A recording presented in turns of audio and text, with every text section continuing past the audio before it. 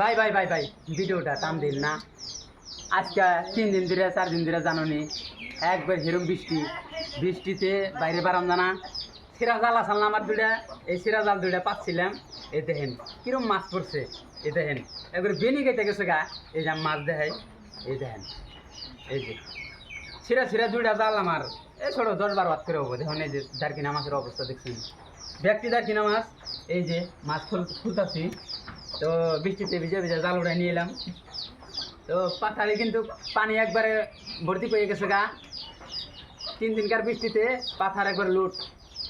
তো নতুন পানি আছে, নতুন পানির মাছ খামু, অনেক ভালো লাগবো। যার কিনা মাছ কাটা নাই আর ছোটো ছোটো মাছে চোখের পাওয়ার বাড়ে, তাই না ভাই?